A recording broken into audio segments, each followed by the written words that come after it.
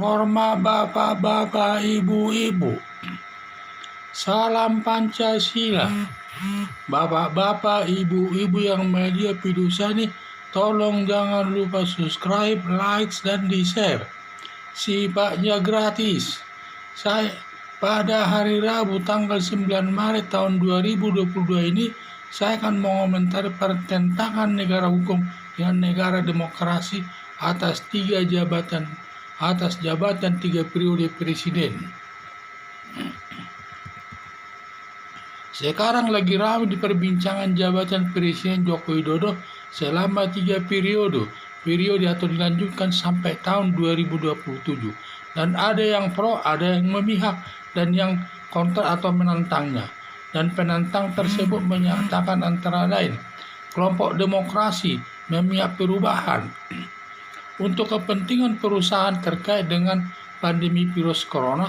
Masih banyak yang belum bisa diselesaikan pembangunan. Masalah ini berlandaskan negara demokrasi dan pernyataan kelompok demokrasi tidak bisa diterima pihak penentang. Kelompok negara hukum penolak. Alasan menolak 3 periode karena sudah diatur dalam hukum, sudah diatur bahwa presiden hanya bisa menjabat 2 periode. Hal ini tidak dapat diterima kelompok demokrasi karena kalau sudah diputus DPR bersama presiden, 3 periode sah saja selaku negara demokrasi. Media pertentangan negara demokrasi dan negara hukum dapat terjadi bahwa kalau kelompok demokrasi tidak setuju dan negara hukum dihilangkan dari Undang-Undang Dasar 45, dalam kehidupan hukum tidak perlu, sehingga penghina presiden tidak boleh dihukum dengan alasan kebebasan berpendapat. Sebaliknya seperti negara Amerika, konsekuen menganut negara demokrasi, tetapi harus siap seperti di Amerika, membakar Alkitab dan menggambar Nabi Muhammad tidak dihukum sebagai perwujudan kebebasan berpendapat. Kelompok negara demokrasi tidak sependapat dengan negara hukum, karena hukum sebagai panglima yang tertinggi, maka negara demokrasi dihilangkan dari Undang-Undang Dasar 1945. Setiap menghina presiden harus dihukum. Tidak berlaku menghina presiden dengan alasan kebebasan berpendapat.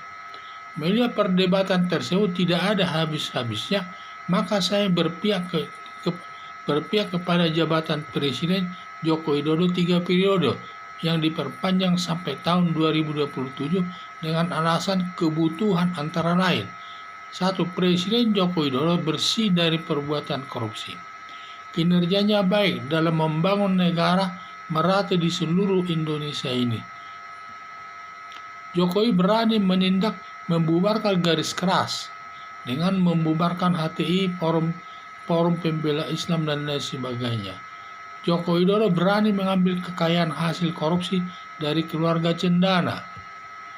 Jokowi berani menagih hutang BLBI dari keluarga cendana Abu Rizal Bakri, Ketua dan Wakil Ketua MPR Fadel Muhammad. Masih banyak lagi prestasinya, yang banyak prestasinya dalam membangun negara Indonesia. Bila dilakukan Pilpres tahun 2024 berdasarkan survei yang sama tinggi elektabilitasnya antara lain Ganjar Pranowo, Prabowo Subianto, dan Anies Baswedan. Bila salah satu terpilih diragukan bersih dari perbuatan korupsi, apalagi kalau yang terpilih Presiden Anies Baswedan syarat perbuatan korupsi, merajalela nanti di mana-mana.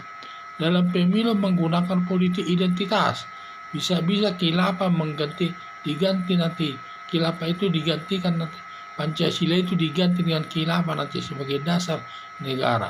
Akibatnya negara Indonesia mengalami kemunduran atau kehancuran.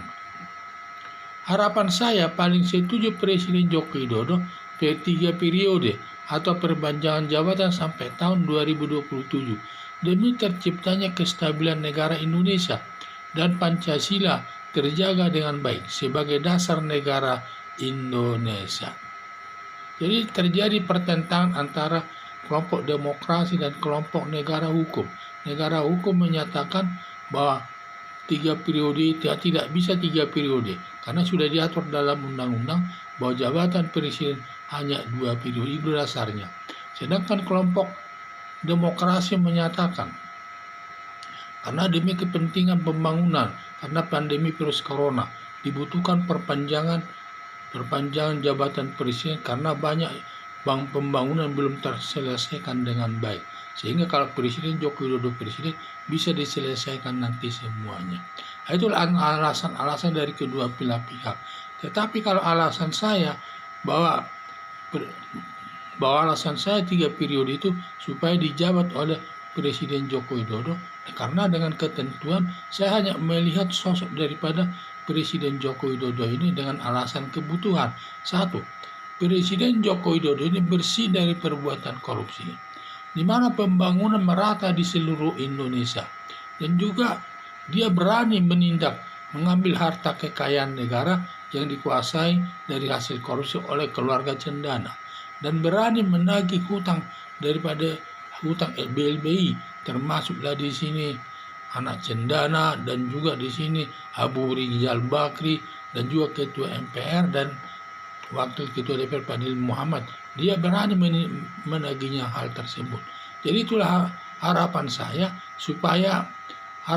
paling setuju Presiden Joko Widodo 3 periode atau perpanjangan jabatan sampai tahun 2027 demi terciptanya kestabilan negara Indonesia dan Pancasila terjaga dengan baik sebagai dasar negara Indonesia. Sekian dan terima kasih.